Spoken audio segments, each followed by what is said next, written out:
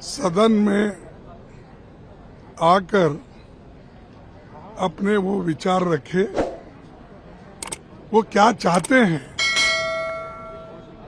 भाई चंदा चोरी का मामला है, उसमें उनकी राय क्या है, और विद्यार्थियों को पीटा गया, उनके ऊपर पैलेट गन चलाया गया, गैस चलाया गया, सब कुछ किया।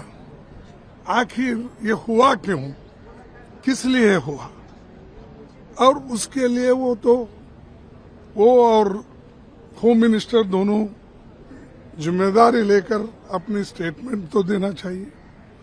वो सदन के अंदर आने के लिए भी तैयार नहीं है, तो ये सदन का अपमान है। और जो लोग इस सदन में हम लोगों को चुन के लाए हैं, उन लोगों का भी अपमान है, लोकतंत्र का अपमान है। अरे लोकतंत्र में बहस होती है, और हम जब बहस छेड़ते हैं तो आपका दायित्व होता है या आपका अधिकार होता है कि उसको रिप्लाई दे। अगर मेरी आर्गुमेंट ठीक नहीं है तो आप कहिए कि तुम्हारा गलत है, मेरा सही है, लेकिन वो अंदर कदम ही नहीं रख रहे।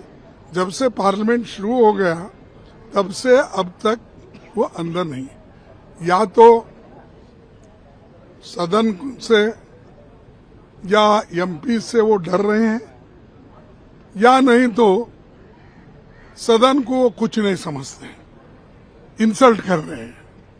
ये दोनों में एक ही हो सकता है।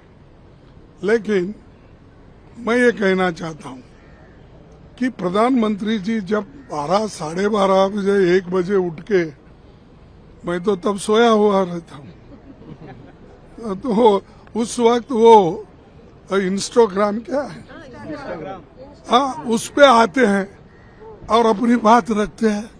अरे वही बात सदन में आके रखो, या प्रेस बुलाओ, आप प्रेस बुलाकर वहां पर प्रेस में बोलो, लोग आपको पूछेंगे क्वेश्चन। और वहां ये कह रहे हैं कि आप ये बच्चे हैं, उनको मैंने माफ कर दिया।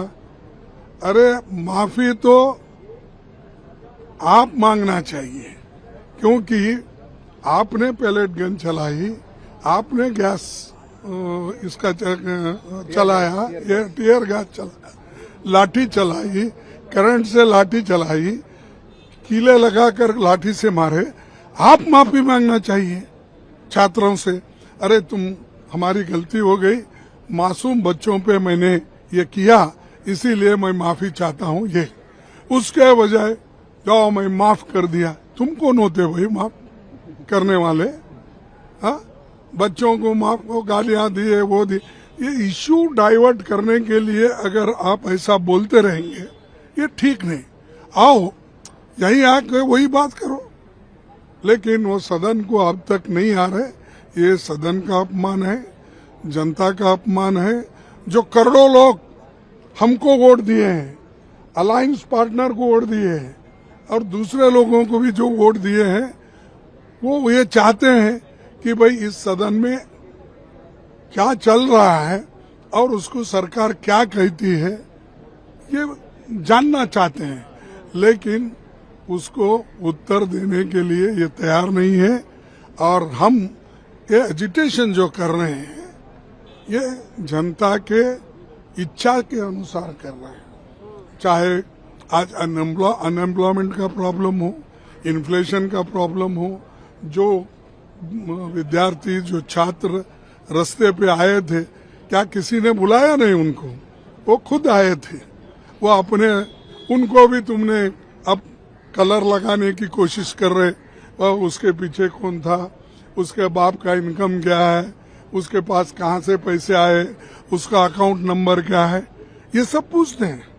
तुम्हारा अकाउंट नंबर ही नहीं बता रहे, आरएसएस का अकाउंट नंबर नहीं है, रजिस्ट्रेशन नहीं है, तुम बच्चों को पूछते फिर रहे हो, उनके माँ बाप को डराते हो, घर जाकर बच्चों को डराते हो, विद्यार्थी और विद्यार्थिनियों को डराते हो, और डराकर उनको टीवी पे लाके स्टेटमेंट दिलाते हो।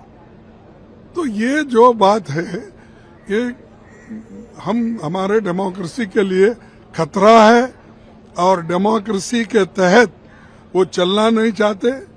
आओ बहस करो, हम बहस के लिए तैयार है। सदन में बैठो, सुनो।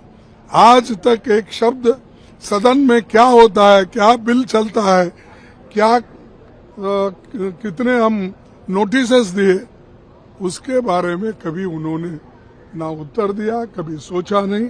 इसीलिए हम ये एजिटेशन ऐसा ही चलाते रहेंगे सच्चाई बाहर आने तक। जो चंदा चोरी का भी कहीं चांदी है, कहीं पैसा रखे, कहीं है, हम किसी के ऊपर आंच नहीं लगा रहे। अरे जो लोगों का, जनता का पैसा है, जो लोगों ने दिया हुआ है, कोई चांदी का ईंट दिया, कोई ये अपने सोने का रामचंद्र की कहानी क्या बोलते, रामचरित्र मानस सोने के इसमें दिया। ये सब गायब है चल रहा है। नहीं भाई हमारे पास रख लिए सुरक्षित, ये तो बोलो आके।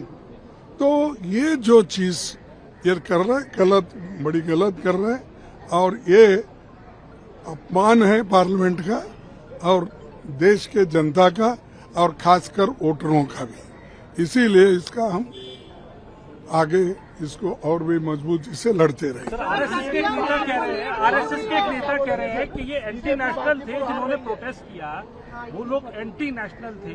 आरएसएस के एक नेता का ये बयान आ रहा है, वो लोग जो यहाँ प्रोटेस्ट कर रहे थे वो एंटी नेशनल एंटी कॉन्स्टिट्यूशनल है प्रोटेस्ट। देखो, आप जो प्रोटेस्ट कर रहे हैं उनको एंटी नेशनल बोलते हैं और जिस वक्त कांग्रेस के खिलाफ आपने जो लोगों को पैसे दे देकर बुलाकर यहाँ सत्याग्रह करके जो सरकार, जो अच्छी सरकार चल रही थी, उसको गिराने की जो कोशिश की है, रातों रात बेस बदल के भाग गए, वो कौन सा था?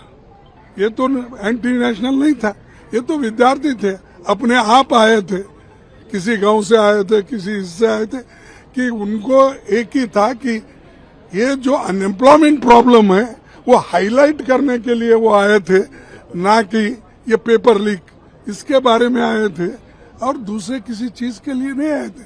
अगर उसमें कोई बुरी एलिमेंट है, आपके पास विजिलेंस है, आपके पास सीबीआई है, आपके पास इंटेलिजेंस है, इतने सब लोग रहते हुए आप विषय को बदलाने के लिए ऐसी चीजें बोलना ठीक नहीं। और राम कम से कम नहीं, आरएसएस देखो, राम उनको भी सद्बुद्धि दे, किनको, आरएसएस को। वो भी जो कहते हैं कोई सच नहीं कहते, वो हमेशा पॉलिटिक्स करते हैं। और उन्होंने नहीं कहा कि आरएसएस ने बीजेपी को जिताया, कहा या नहीं कहा? बिल्कुल कहा। नहीं, आप नहीं, इनको पूछ रहा हूं मैं। आप बीजेपी की वजह, फिर बहुत दिन के बाद, बहुत सालों के बाद नड्डा साहब प्रेसिडेंट होके उन्होंने ये कहा कि हम सिर्फ आरएसएस वजह के नहीं जीत रहे, हम अपने बल पे जीत रहे हैं। ये बात उन्होंने कही या नहीं कही? तो ये आपका अवतार है, आपका ये कहना है, तो क्यों दूसरों को दोष देते हो? जो इनोसेंट बच्चे जो आए थे वो एम्प्लॉयमेंट के लिए और पेपर लीक के लिए आए थे, उनको आप देशद्रोही मान रहे हैं। देशद्रोही तो आप लोग हैं, क्योंकि इस डेमोक्रेसी को कुचल रहे हो।